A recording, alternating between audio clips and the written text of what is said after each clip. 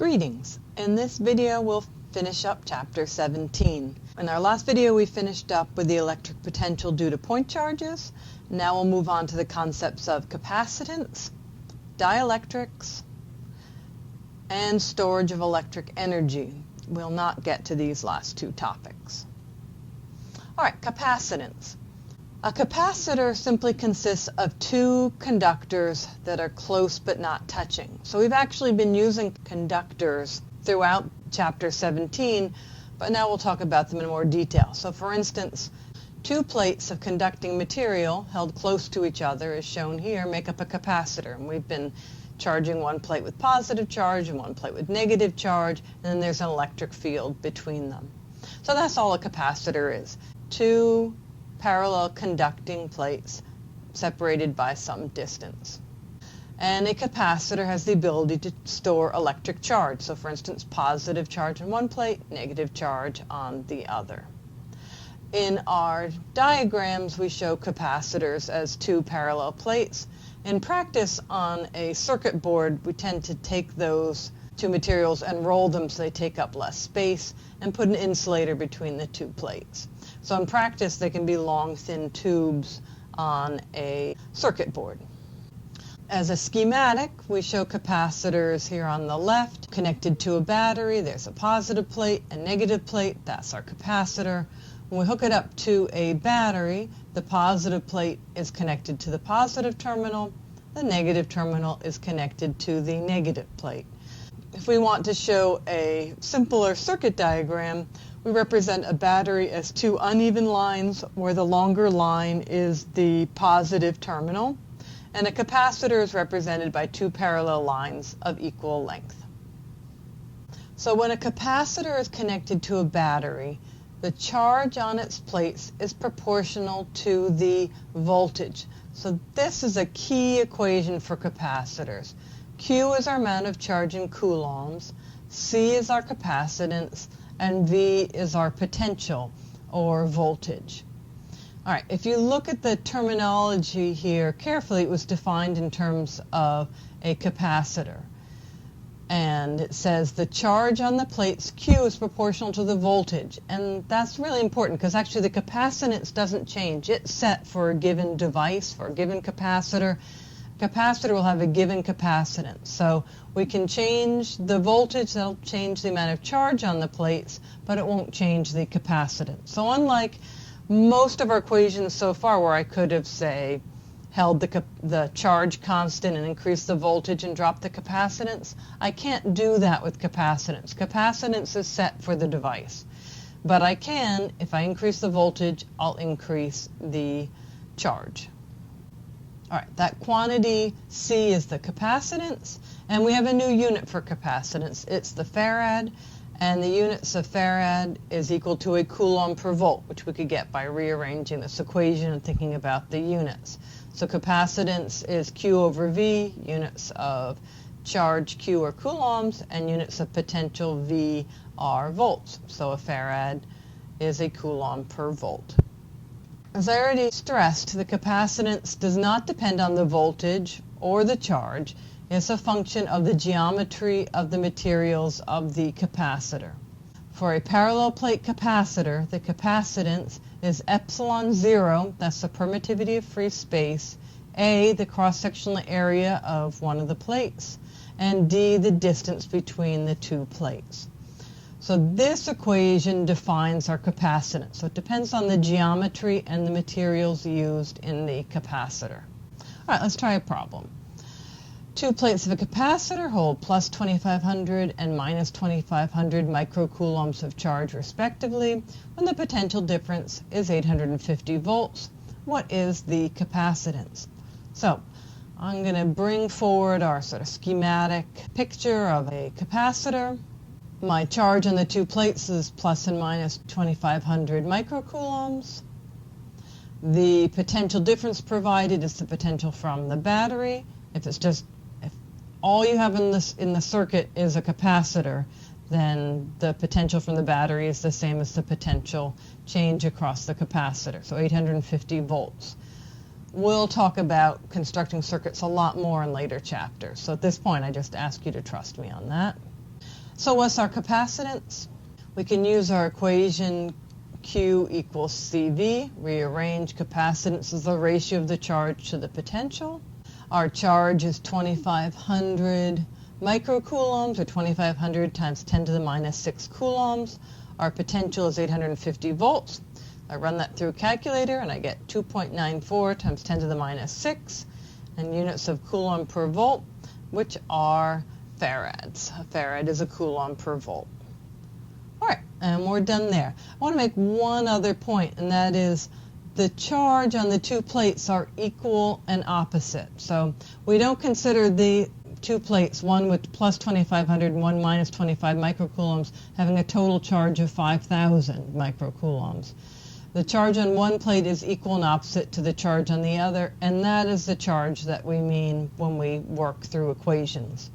And the charge for a capacitor is always equal and opposite. And you could think of that conceptually, that if you hook up these two plates to a battery and electrons flow, because electrons are what can move, electrons flow and become added to this plate, they'll drive electrons away from this conducting plate, since electrons are what are free to move, so those electrons move and go back to where they're attracted, to the positive terminal of the battery.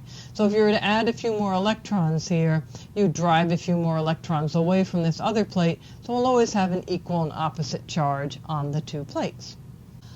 Dielectrics. A dielectric is an insulator that we can place between the two parallel plates, and its effect is to increase the capacitance.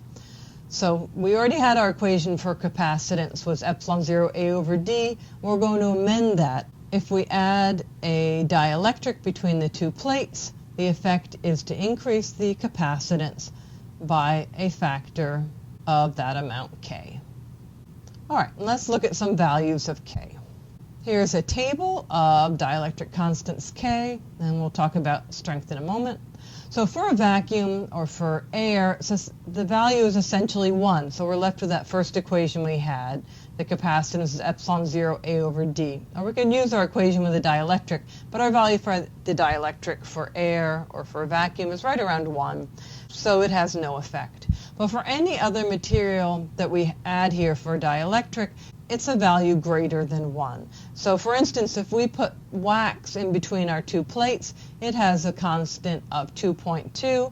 So the effect of multiplying by 2.2 here would be to increase the capacitance by a factor of a little more than 2.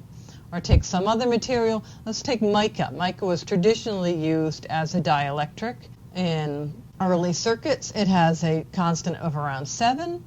So the effect of putting mica between two conducting plates is to increase the capacitance by a factor of 7. All right, what about dielectric strength? The dielectric strength is simply the maximum field a dielectric can experience without breaking down, allowing charge to flow. So if you have two parallel plates and there's electric field between them, if the electric field gets strong enough, then electricity will flow between the plates. You can consider that arcing, where charge goes between the two plates when you don't want it to.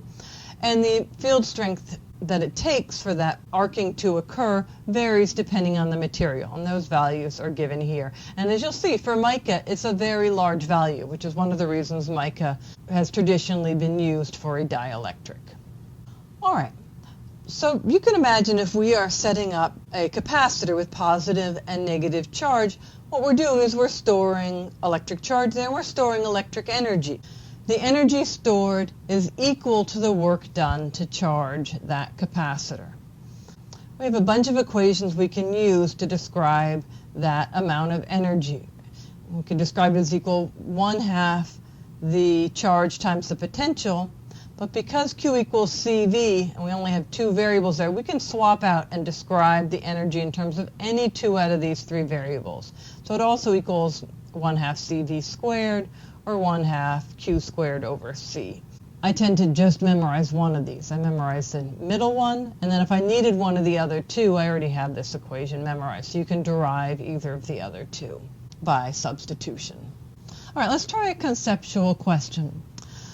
Which of the following does not affect capacitance? Area of the plates, separation of the two plates, the material placed between the two plates, the charge on the plates, and the energy stored in the capacitor. So to answer this, I'm going to give us a bunch of equations that we've already written down. So let's start with the area of the plates. We said a capacitor is, the capacitance is defined by epsilon 0 times the area of the plates divided by the distance between them. Or we could throw a material in there, a dielectric in there, we can increase the capacitance. And that's actually all our capacitance depends on. So area of the plates, yes, capacitance depends on the area of the plates. It's directly proportional. You increase the area of the plate, you increase the capacitance. Separation between the plates, yes, capacitance is inversely proportional to the distance between the plates. You decrease the distance, you increase the capacitance. The material between the plates, yes, that's our dielectric. If you change the material between the plates, you change the capacitance. What about the charge on the plates? It looks here like you could increase the charge and increase the capacitance. But what I told you already is that the capacitance is a function of the device. So it's better to think of the ratio of the charge to the potential as being a constant equal to the capacitance. So even though this equation looks like I could increase the charge on the plates and thereby increase the capacitance, it's misleading. Capacitance is a function of the device, and it only depends on cross-sectional area, distance, and the dielectric. So similarly, the energy stored in the capacitor, even though capacitance is in here as a variable, increasing the potential energy won't increase the capacitance. So that's a bit of a trick question. Now let's try a problem. If 550 volts is applied to a 7200 picofarad capacitor, how much energy is stored? So what are we given? We're given the potential is 550 volts. The capacitance is 7200 picofarads, or 7200 times 10 to the minus 12 farads. And we're asked to figure out the energy. So my equations for energy I put across the top here, and I'm just going to pull out the one that's in terms of capacitance and potential, and that is this 1/2 CV squared. So potential energy is 1/2 CV squared. All we have to do now is drop in the value for capacitance, and for potential, make sure we square that, multiply that through, and I get 1.09 times 10 to the minus 3. And it's a measure of energy, and these are all SI units, so I put in joules here, but I'll prove that as well. So we're done with the math. Once again, I think the math is relatively easy compared to the concepts. All right, what about our units? So our units here are farad volt squared. The unit of farad is a coulomb per volt. A volt is a joule per coulomb. So a farad volt squared, I replace the farad with a coulomb per volt, and I get coulomb per volt times volt squared. And one of the volts cancel, so we get a coulomb times a volt. And I replace the volt with a joule per coulomb. And then the coulombs cancel, and we're left with a joule. You might have done that in fewer steps, but that works. All right, so 1.09 times 10 to the minus 3 joules, and we're done. All right, we can also define energy density. Energy density is the energy per unit volume, and it's the same no matter the origin of the electric field. So energy density is the energy per unit volume, and it is proportional to the square of the electric field in any region. This equation is derived in your textbook based on a parallel plate capacitor, but it's a general equation. It will work more generally as well. All right, capacitors are devices used to hold charge. And even when we disconnect the capacitor from its voltage source, say we disconnect it from a battery, the capacitor can still hold that charge indefinitely. This is why the back of, say, a radio or a television set will have warnings not to open it, to be careful, danger of electric shock. It's because that capacitor can hold that charge indefinitely. All right, sometimes that electric charge store-up is a good thing. So for instance, heart defibrillators will discharge a few thousand volts to jump-start a heart and hopefully save a life. So how do they do that? We don't have 1,000-volt batteries. So we have capacitors within a defibrillator that, while it's charging up. You're charging up all those capacitors, and then you release the charge from all those capacitors at once, and that's how we can get several thousand volts. And if we place our paddles correctly across the heart, and with a little bit of luck, the heart will start beating again, and we can potentially save a human life. All right, that finishes up chapter 17. We talked about electric potential energy, electric potential difference, the relationship between the potential difference and the electric field. An equipotential, those green lines, are a line or surface along which the potential is the same. The electric potential of a point charge is kQ over R. A capacitor is two non-touching conductors, so conducting material, and if you hook that up to a potential source, they will have equal and opposite charge. We define capacitance. Here in terms, it's the ratio of charge to potential. The capacitance of a parallel plate capacitor is epsilon 0 times the cross-sectional area of the capacitor divided by d, the distance between the two plates. That defines our capacitance, not charge or potential. If we throw a dielectric in there, we can increase the capacitance, so then it becomes K epsilon 0 A over D. Potential energy stored in a capacitor can be given by any one of these three equations. And finally, energy density in an electric field is the ratio of the energy per unit volume, which is proportional to the square of the electric field at any location. All right, that finishes up chapter 17. I'll see you for chapter 18.